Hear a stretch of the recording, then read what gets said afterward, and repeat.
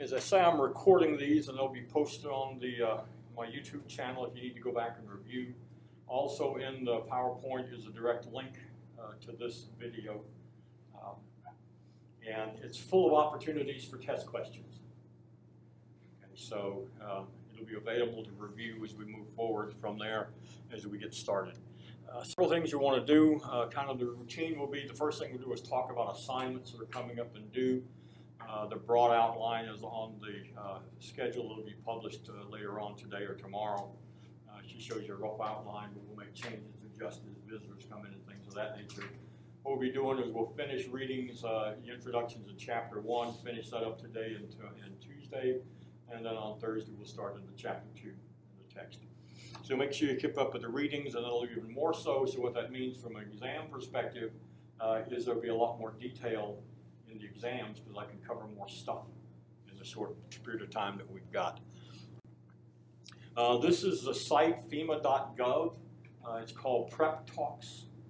And as you get ready to put together your class project, which is designing your own emergency preparedness plan, this is an incredible resource. They've got a massive library of videos talking about a wide range. One thing I particularly noticed for those of you in healthcare, there's a whole section on healthcare and healthcare response to emergencies. So there's a good resource for you as you go through, and so keep that in mind. It'll make things happy. Here's the link from today, and again, it's posted, and it'll be on the Wolf Den under a link, and it's in the PowerPoint, so you'll have plenty of access to get to it. So what did you think of the video? What are some takeaways that you had? I think it's nice that they addressed the changing in weather, like the climate change, how like the earth is heating, and they did a comparison of the years and how much it's heated up. Yeah, and I think the thing that's interesting is, again, this is somewhat dated. It was the most recent one I could find, but 43 years old at this time. But it's interesting, and this is not a political statement, but notice how the focus has changed based on different administrations put different priorities. The previous administration downplayed climate change, and the little resources were devoted. And yet there are those that suggest that we're spending too much time focusing on who's responsible and not enough time on dealing with the fact that things are changing. And whether we're, and that's a problem with all the data that you use, and they talk about recorded, and that becomes an interesting thing because recorded can be either man recording things, where they've been keeping records, or going back to archaeology and looking at the historical records from tree growth, from stones and volcanoes and all those kind of things that take place. And I've got a next session we're going to talk about is the wildfires out in California, their implications for what's going on. So here's this issue of climate change, and we'll be talking in a few minutes about the traditional view of emergency management, emergency preparedness. Talked a lot about what we could do beforehand to kind of limit the impacts. And I think that was one of the great challenges this video shows is there's lots of stuff coming down the road. What are we going to do about it? So climate change is a good one. Other things that jumped out at you? Yes, sir. The fact that we're going to have like billions of people in cities. Yeah. Congestions. How do you fight fires and respond? I mean, look at the 9/11. What equipment did we have? What technology did we have available to help evacuate the people on the 100th floor? It doesn't exist. So how are we going to do that as we get more and more concentrated? And if you follow architecture, the new designs for basically cities that exist within one building complex, where you have on the ground floor your basic services, grocery stores, drug stores, things of that nature. Next few floors you have businesses, and on top of that you have the residential areas. How are we going to deal with those kind of things? So that becomes a very, very important aspect of what's going on. So I hand. Yes, sir.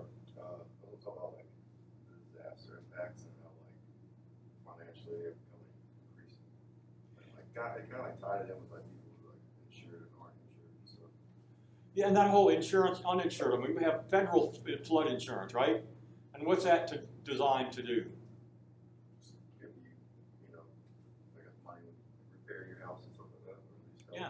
What it's designed to do is to help supplement your insurance availability when areas where insurers won't cover it because the risk is too great. So basically what you end up happening is through government insurance plans, you encourage development in risky areas. Okay. What's the purpose of a barrier island? I live on one of those. What's the historical nature of barrier islands? I don't know. Yeah, they move. They flood very. You know, they move. Anybody been down to Charleston, know much about this, about Charleston and that area? Folly Beach, what's the great thing going on in Folly Beach? Pardon me? Oh, it's moving. They have erosion every year. And where's all that sand going? Back into the ocean. No, to the Isle of It's Palms. the So on Folly Beach and in Edisto and places like that, it's known as erosion. And then Isle of Palms is known as accretion. All of that sand and stuff is moving. That's what barrier islands did. They were a barrier between the ocean and the mainland. And so the interesting implication of that erosion in one part and accretion is for years and years and years, up to about 25 years ago, people had great front beach houses on the Isle of Palms. You know, you had the main road, you had all those houses, you had that beautiful beach in front. And what happens? All of that started to build up. The sand started to build up, and there was a lawsuit as to who owned it. Well, the people that owned the strip beforehand now owned massive areas that extended to the sea, and what do they put out there? Massive condos and vacation rentals that basically block the view of all those folks that for all those years had front beach, right? But that's the very nature of barrier islands. They're supposed to come and go. And up in North Carolina, you have it all the time. You see where a barrier island is breached and cut in half, you know, because of storm surge. Well, then why do we build on those places? Insurance companies aren't going to cover it because the risk is too high, so who ends up paying for it? Yeah, you know, people do that, and so you have government funds going that basically benefit that upper percentage of population who can afford to live in those areas, and developers, because it's subsidized development in risky areas. And as I said, you know, so much of the population now living in coastal areas, the impact that has then on evacuation routes. Could you imagine trying to evacuate Charleston now as opposed to 30 years ago when Hurricane Hugo went through? The population growth in those areas? I mean, massive implications for an emergency management perspective. What did you take away from it? What excited you about the whole paper recently? The increase in like the aging population, the age is making it harder to assess the situation. Absolutely, and you see that in so many areas. Gerontology is an amazing field to get into because of all the issues. I'm on a board that does disabilities and special needs. And one of the challenges we have is the aging population. Their demands are different, their expectations are different. And so what happens, a lot of communities, you know, develop Sun City type of resort communities, right? And they bring in the higher income folks who've retired. And there's a time frame in there where they're very productive members of society. So they don't have the demands on the school system, on the hospitals, all those kind of things. They're just good money for the areas to come in. What happens in 10, 15 years down the road where nature takes over and they start having more healthcare issues? How do you get in there to respond to those things? Is the community designed to allow emergency egress going into those areas? How do you provide social services in those times when you lose those things? I mean, aging is just an amazing set of challenges to deal with, and I hope you get it solved because I plan to be around for a while. All right? Other things that came out, yes ma'am. Oh, back in the past, we didn't have a chance. I would jump on in. Okay, so we have those positive applications because like, with COVID, it's like everybody's like, okay, I want to get back to normal. But sometimes you can't do that. Like in this situation, it would be very, very hard to get back to normal. And it's better to just try to adapt because that's how it works. You're gonna have to adapt and not just stay stagnant. And it's better that way so you can grow in that situation. Yeah, and that's a very key point, this idea of what's normal. And so, you know, I live in a rural area, and agriculture is big. And you go and you look at the rainfall, and the annual rainfall is normal. But if you live in the country, that doesn't mean anything. It's not how much you get, it's when you get it. If you plant and get a lot of rain, then it helps it grow, and then it gets dry and it die out. If you have reasonable rain and then a big flood at harvest time, you can't get into the fields, and the stuff ruins. And so that's the problem with normal, is that, again, from a climate perspective, have we been in kind of an abnormally cool period in the history of the universe? and now we're emerging into a hotter period. So, that's why debating over whether it's man-made or natural or whatever is interesting, but the fact of the matter is data suggests that the climate is changing. And so this idea of normality is really going to be a tough thing to get back into because it's changed. And the long-term psychological impacts on a newer generation, the impact on your generation with your school and jobs and socialization, things of that nature. And so this idea that we could get back to normal in some way distorts what we're trying to do. We should recognize we can never go back, right? We've got to move forward in the process. A very, very key point in the presentation. Other takeaways, thoughts from the presentation? I was just gonna say, he brought up, like, when we had the oil spill in the Gulf of Mexico, there wasn't the intelligence to cap it off yet, so like, why would we even do something if we didn't know how to fix it? Well, what his point was is that government does not always have the expertise needed to respond to any type of disaster. And so what one of his final points was is that demonstrates the need for us to partner with those that have specializations and capabilities, that we don't have. I mean, the next big disaster is waiting to happen is the Alaska pipeline. Why is that a disaster waiting to happen? Yes, sir. Pretty sure because they're on a shifting plate, but I'm not. Part of it's the tectonic plates, but it ties into what we've already talked about here in class. Weather, climate change. Climate change. What's happening to the permafrost? As temperatures goes up, what happens is things that are based on ice? They melt. They melt. Yeah. So the whole pads and stuff that were designed, 30 years ago, 40 years ago for the pipeline, when the permafrost was solid, they're not having the shifting taking place because the permafrost isn't permanent. It's changing. What are we dealing with that? You see the reverse down in the Gulf Coast area where when they put all these offshore drilling rigs, they used pipelines to part of the transports. They went through the wetlands and dug all these trenches with pipelines. And now because of shifting patterns, a lot of those pipelines are now coming to the surface. Who pays for cleaning that up? And so that is a great example of how population impacts need for services, impacts development of infrastructure, the pipelines, right? And how global warming then gets by, or climate change gets and impacts that. And so one of the things that's always a challenge is there are no simple answers. Everything impacts something else. And then the concentration of wealth. But anyway, what were some other thoughts that you had? Ms. Williams, you're quiet, back. One of the things I found interesting is how with climate change and all of that, the population is increasing exponentially, but budgets are decreasing. And we can take into consideration that everything environmentally affects the growth of cities and states and counties and so on. But when the budget is decreasing and populations are increasing, but the environmental factors are pushing against it, it makes it harder to approach disasters or relief in a stable way or sustainable way. Yeah. I mean, that idea of using the old patterns, the old practices, the old habits, and the point we're learning from what happened in the past, the future is not going to be like the past. And so if we're looking past, I mean, that was always the argument of the military, right? We're always prepared to fight the last war, not the next war. And what's interesting from history, what is one of the main military tactics that the colonialists used against the British in the Revolutionary War? Guerrilla warfare.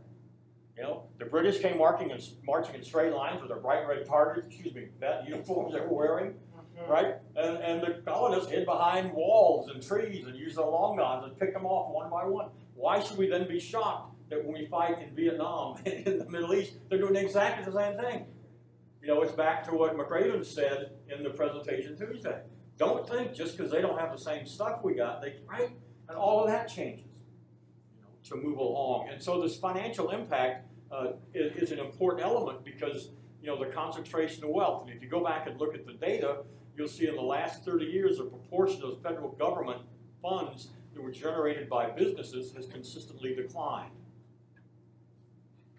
right? So now the big debate is we need all this infrastructure improvements, and you can't put more taxes on the back of the middle class. A friend of mine early on in life told me that what we have in this country is socialism for the rich and the poor and capitalism for everybody else.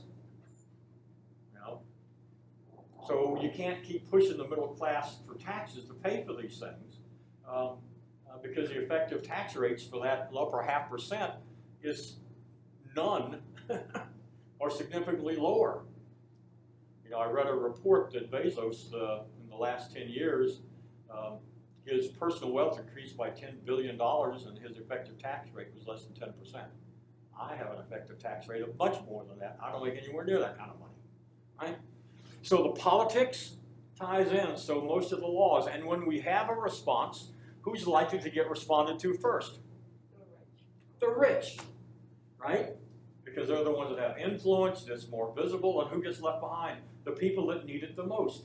You know, although this is the United States, look at Haiti and the disasters they've gone through over the last 5 years and the condition they're in. Now, there are a lot of issues at work, you know, instability in the political environment, you know, lack of a strong, you know, production economy, I mean, a lot of reasons for it. But look what happens in this country. You know, when folks, when rural areas, I lived in New Orleans for several years, moved out obviously before Katrina came through. And about a year after Katrina, I was asked to go back to the University of New Orleans and help them set up their survey lab, which had been destroyed in the process. And the thing that was interesting, a year later, it still looked like a war zone. The apartment complex where I used to live was fenced in, and there were still cars floating in the pond in front of the apartment complex. And it was just allowed to sit there and deteriorate. And so what happened is Susan Howell had the survey lab. And when the big money came to do surveys of people, of population, to see what's going on, the logical choice would have been who to ask University of New Orleans, because they had the people and the contacts. No, they went to the big colleges and private corporations. And so they ended up getting basically no money. And who did the big corporations and colleges call for help? University of New Orleans, because they had all the resources. So that way we respond, right, changes. And now the University of New Orleans exists in name only. It's now a bigger subsidiary of Louisiana State. They lost most of their faculty who had to leave out, and they lost a whole year of students and revenue coming in from that. I mean, it's just the impacts from the disaster itself. And then you had the issue where private companies came in to help recover, but where did a lot of them stay? In the housing created for the victims of the hurricane. All that stuff gets wrapped up in the process, and that's why you can't look at any of this stuff in a vacuum.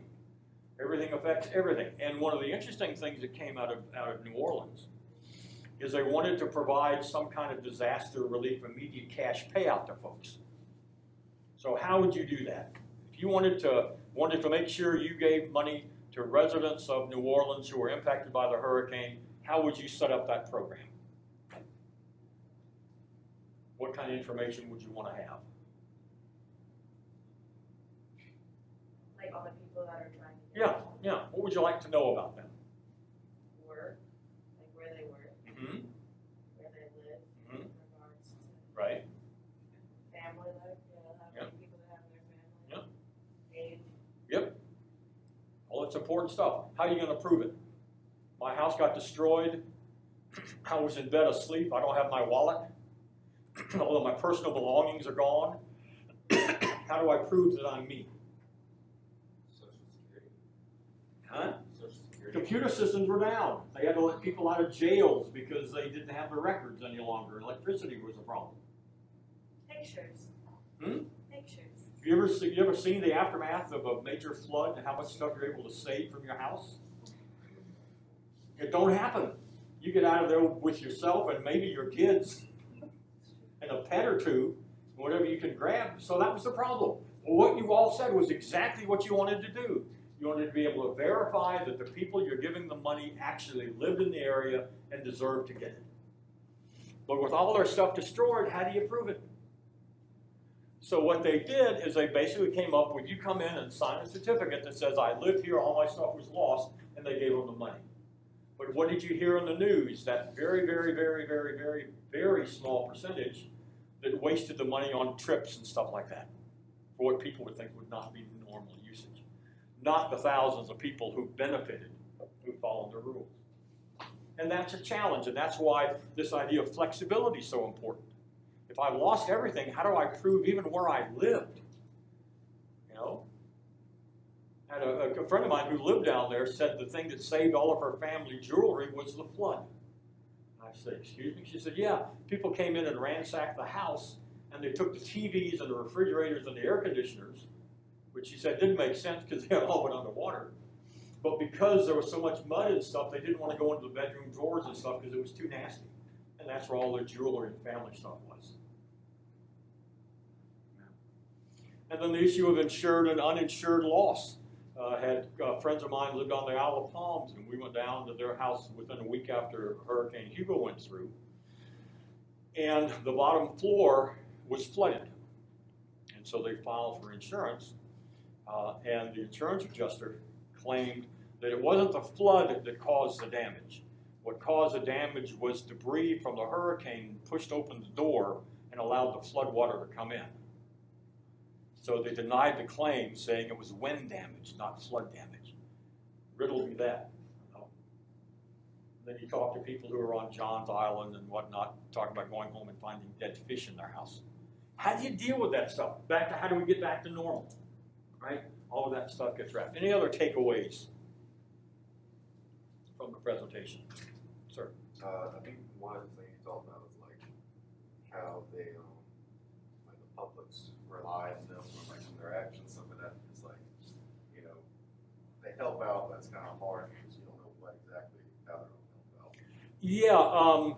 Yeah, when one of the hurricanes went through somewhere in the last 10 years, a buddy of mine was a city administrator for the town of Hilton Head Island. And he said, gee, we'll help out, we'll send some of our people down to help. So they loaded up a bunch of folks and supplies and equipment and headed down to the hurricane recovery area. And they weren't allowed to come in because they didn't meet the requirements of that municipality for having people come to help. They had to turn around and come home. So what Steve did was, okay, fine, let's look at our policies and procedures. And what do we have that gets in the way of us getting help from other folks? So that was one lesson learned. But you've got groups like what, the Cajun Navy, among others, who go out and do rescues. And how do you coordinate all that? You know, you're glad to have all the help you can get. You know what the Cajun Navy is? Huh? I really want to know. Yeah. Yeah, I mean, the Cajun Navy, Basically just like bunch of essentially volunteers get involved with their boats and help people. Yeah. I mean, they're all over the southeast, and they're volunteers who take their boats and stuff and head down to flood areas and help do the rescue and recovery. And oftentimes on the news clip, you'll see them evacuating people out of houses, right? And getting them out of harm's way. Cajun Navy, because it started down in the bayou area. You want that kind of help, and that's the point that the video made, but how do you coordinate all that? When oftentimes the very ways you communicate have been disrupted or destroyed in the disaster, right? And so, you know, that's an example of how it works together when you saw the supply chain. So that one of the big takeaways from this is that P word they used at the very end. I'm a big hangman fan. Starts with a P, A, R, partners. So I used to play a lot of hangman. You ever play hangman as a kid? Yeah. But yeah, so this whole idea of building partnerships and very much a collaborative approach, because you'll see when you read through the text, the evolution of emergency management and emergency response in this country that we'll be talking about in a couple of days. But in broad sense, it started out being pretty much a private function, and over the time it's looked more to be a governmental function. And now what's the point of this paper? You can no longer do that. Government doesn't have the money, doesn't have the resources, don't have the technical expertise to do it. So we've got to develop partnerships, working, which is why when we created this public and not-for-profit management degree, it shows how you have to relate, how you have to interact, and non-governmental organizations and all these things get together. And when's the time you need to set up that coordination? Before. You know, it's like in the country, when's the best time to dig a well? before you need the water. Because if you wait till you need it, you're not going to get to the bottom of the hole before you die of thirst. So that's a whole new challenge in emergency management, is how do we identify partners and before the event arrange ways to coordinate who's going to do what and how we're going to behave. And so yeah, there's just a whole bunch of good stuff in there, and I think the key takeaway below all the stuff is, yeah, stuff is changing, but that's the only thing constant in life. My old example, who in here is comfortable with change? Yeah. Next time you go to church, sit in a different pew. Hey. And tell me how comfortable you are. Several years ago, I had some back issues, and so I had people sitting in front of me, so I couldn't grab the back of the pew to give support before I had. Tap them and tell them to lean forward a No, little. so what I did is I moved up to the front row, so there'd be nobody in front of me, but I had the handrail to stand to. And over the next several months, the rumors were incredible at why I had moved. I was mad at somebody. I didn't like the people around me. He's trying. So somebody finally got up to the nerve to ask me why I had moved to the front row. I wanted to be closer to God. Oh. But yeah, if you think, because people have incredible ownership, and if you don't believe change, look at where you sit in class. I know the COVID experience is somewhat different because they want you to sit in the same place all the time for stuff. But when it's the old Pareto 80-20. We spend when we go to the grocery store, we buy the same stuff over and over and over again. We may have a few changes, but we like our cereal, we like our milk, we like certain soups, right? And we just are creatures of habit. So anyway, that's why change is so tough. And I think that's the important takeaway here is there are all these changes that are taking place. Aging. And where you see that now is what's one of the things they're trying to do with the big infrastructure bill they're trying to get through Congress. Replace infrastructure that's aging. Anybody drive on the roads in South Carolina? Yeah, I like the potholes. You notice what great condition they're in? It's easier to listen to in South Carolina. Here, like at home, they're not that bad. Here, they're bad. Yeah. Now where's home? Right by Hilton. By Hilton Head? Beaufort County, they make the roads nice. Yeah. Here, they do not. Well, they got the tax base to support it down there. They've got the political support to make it happen. I live on a 4 stretch of a county or a state road. That's so terrible. It's horrible condition. Yeah. So what's happened is on the far end of the road, they put a nice new 130, 140 house development on Lake Murray. Beautiful. So they're now starting to repair the road. Guess where they're repairing the road? Like right before your Right, house? right, Yeah. so that the people can easily get from the main road to their entrance. Yeah.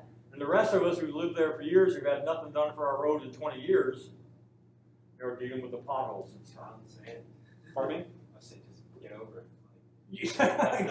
Yeah, and so next time I hit a pothole and break a rim, I'm going to sue the state and let them pay for it. No, but see, those are the challenges, right? And what he's suggesting is this reduction in discretionary spending. What's discretionary spending? Spending. What does that mean? Come on, help me out. Secretly. No, Very good. Not very good at vocabulary. Only spending what you need. no. Isn't this What's the word? Discretionary. Discretionary. isn't discretion like secretly? No. Wow, Like at your own risk type of thing. Pardon me? At your own risk. No, in that term, discretionary spending means that money that you have to spend. That you have fixed costs, right, for a house that you have to pay for, right? You have utilities you have to pay. You have no discretion over whether you're going to pay that bill or not, right? You have to pay those things. And so discretionary spending is what's left over after all the requirements are met. And when you look at the state and the federal government, the largest percent of the budgets they have are non-discretionary spending on health care, on Social Security, on defense, on education, right? So the amount of discretionary funds is like you get a pay raise, but taxes go up. So you think you're gonna have all this extra money. And you don't have that, and that's what they're saying. And given the massive change in salary distribution and things of that nature, it's getting tougher and tougher. I know for me, it's just me and my dog, and I spend over $100 a week on groceries, just for me. And that's not buying much stuff. It's getting fresh fruits and vegetables and some things like that. And it's gone up that much. Yes, ma'am? See, in my class, if you hand, it's like, I'm like an auctioneer. If I see movement, you're in trouble. But what did you think of the video? I mean, it really lays the land to understand that we can't do the things the way we've always done them. The other thing that's interesting is how we assess risk. You know, how do we handle looting after a disaster? Is there a way to handle it? Huh? Is there a way to handle it? Yeah. And what impact does that have on your disaster recovery plan? You know, when you have certain areas, and New Orleans is one of them, where, you know, people fire shots at the responders coming in to try to help things out. You know, what do you handle in some communities that create their own vigilante force to protect their properties? On one hand, that's great, right? Because, you know, law enforcement is going to be much more thinly spread. So you want to have that, right? But how far do you go? And how do you coordinate all that stuff? And those are the issues that came up and why I thought it was such a good video. So again, these will be posted, and the link will be posted within Wolfden to go back and review it. And for those of you taking notes, you will see this and have an opportunity to demonstrate your understanding of the stuff in this material in the future. How's that? Okay, go on from there, and we'll get questions on as we move forward. Okay. Yeah. So this next one's asked, is the Western drought an emergency? Not for us. Pardon me? Not for us. Why not? Because we're not in the West, and unless you have family in the West, it Yeah. really won't affect Yeah, yeah. Where does a lot of our food come from? The West. Where does a lot of our beef come from? The West. You know? You're gonna have to pull the full food chain on me. Well, hey, that's my job. And that's the problem, is that we think, oh, it's not us, so it doesn't affect us. And the reality is it does. You know, look at the people in the western area that have smoke and haze advisories for bad air quality. The public schools that are being forced to shut down because of poor air quality. You can't let the kids outside because of it. I mean, we've even had here on the East Coast smoky days coming from the smoke out in the West. So at what point, and that raises a question, at what point is something a disaster? At what point is it an emergency deserving federal assistance? I feel like there's two sides to that. Like there's the drought part, and then when it does rain, then there's extreme flooding, and then there's mudslides there too. Yeah. I lived in Laguna Beach for several years, and every time there was a big rainstorm, I had mud in my bathroom. So I'd break out the shovel and clean out my bathroom and I'd move on from there. But yeah, so you not only have the heat, then you add the drought. And have any of you ever been out to Lake Mead, Las Vegas? You see the pictures now of the low water levels? You know, back in the day, you could go down inside the dam and go down to the turbine generators, and they've closed all that down now for safety concerns because the water is so low, and they're now looking at putting in water restrictions for the states that rely on the Colorado River for this water supply. And when things you don't think about is there are giant aquifers. What's an aquifer? Like an underground reserve of water. Yeah, it's an underground water reserve, and there are all kinds of stuff. When you dig a well at your property, you're digging down into an aquifer to get water out. But what's happening in parts of the Midwest is 20 years ago, they divided water rights among municipalities and people and whatnot. So as developers came in, they needed more water rights to support their development. So they would go to the small rural communities and buy up some of their water rights. And for the cities, it was a great opportunity because the aquifers are full. They got lots of water to deal with. Well, what's happened in the last 20 years? Rainfall has gone down the tubes. The temperatures have gone up. Guess what? The aquifers are shrinking. And now these small rural towns that sold their water rights when there was lots of water are now facing a challenge of how to get water. Everything is connected every way, and that's the key involvement in here. And it ties into this thing, whose responsibilities should it be? And that issue of responsibility covers a couple of areas. And I think the video highlights mostly that it should be the government's responsibility to coordinate response efforts, to set up a plan, to identify the partners, to show everybody's role, but then rely on non-governmental entities. One of the school districts in Columbia is getting a bunch of face masks for their kids, because the proviso that we have in South Carolina says you can't use funds, government funds, to enforce the face mask regulation. So one of the fraternities, sororities, the University of South Carolina, did a fundraiser to work with a company that makes masks to donate 31,000 masks to this school. So now they can get masks to the kids and not violate the law. And if you didn't have these partnerships, that's a big takeaway from the video that's important to think about. And as we start looking at the introduction and going into the text, this quote isn't in there, but I love this quote. Ain't no lesson in the second kick of a mule. You know, it's not in the text, but I love that notion. And what does that basically mean? It's not like you can learn twice without rules. It's like the first time you learn it, it's just the same thing. First time you learn it, second time is to get out of the way. Only once kind of thing. You only need to get kicked once by a mule to know it ain't fun. You know, ain't is a technical term in a colloquial. And it just sounds better if it ain't rather than isn't.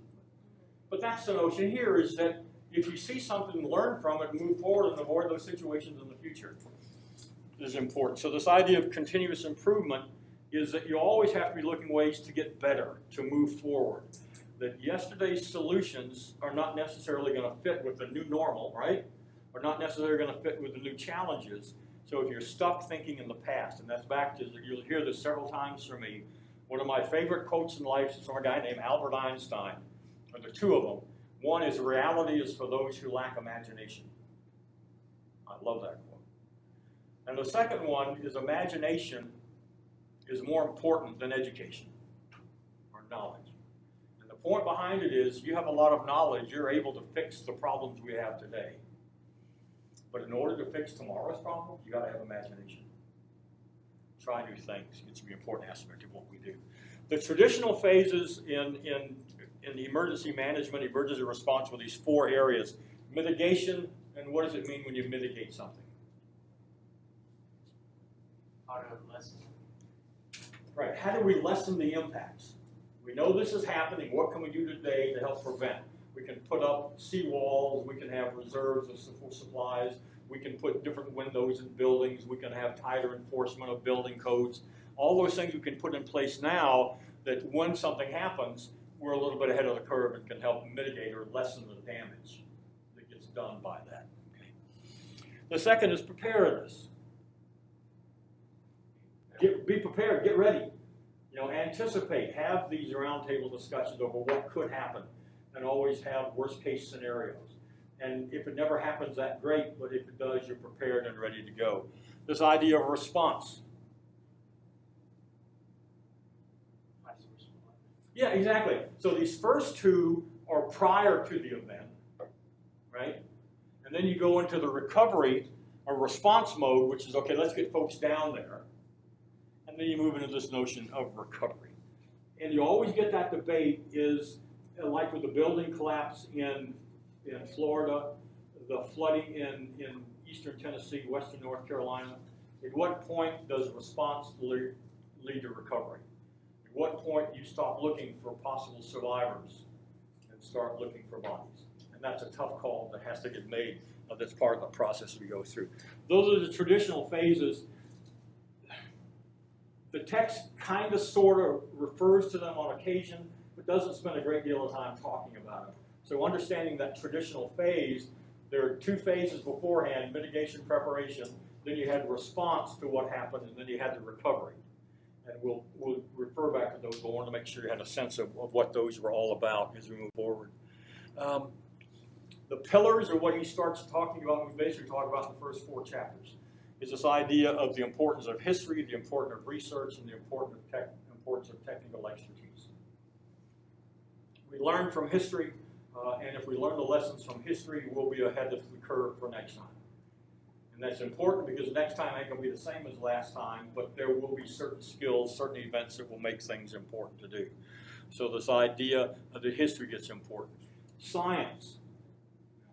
And that's one of the challenges we have now, and the other part that he made in the video that's critical is this idea of the role of social media and misinformation that gets put out. And that's a challenge. And then technical expertise. Again, back to the video, government does not have all of the technical expertise needed to respond to every situation.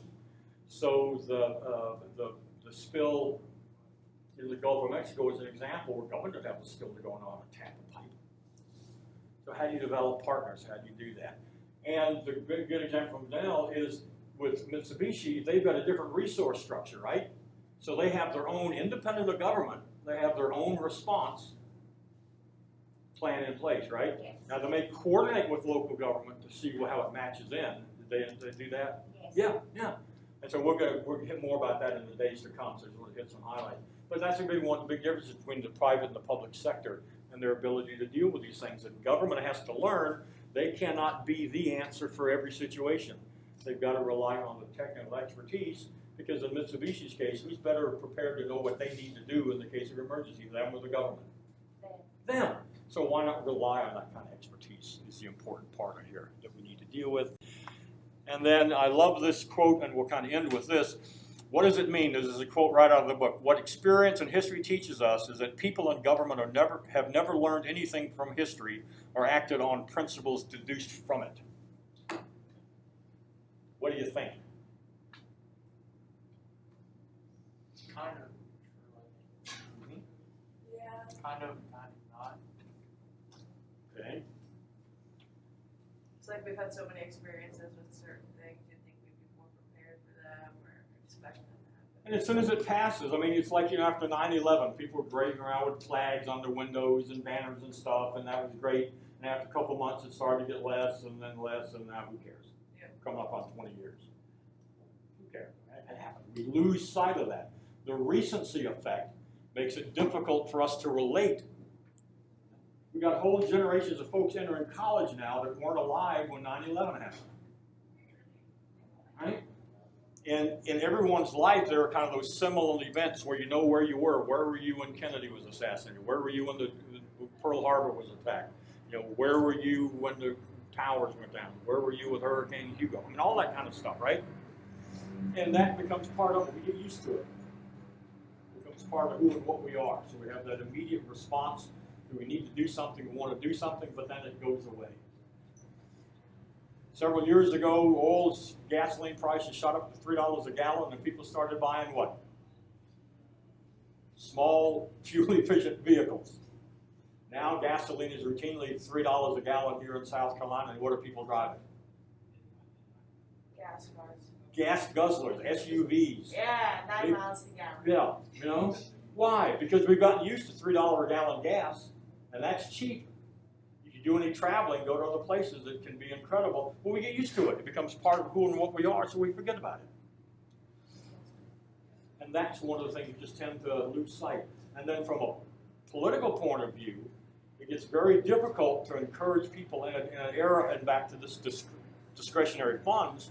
Why should I put a whole lot of money stockpiling stuff for an emergency and then having to throw it away or give it away?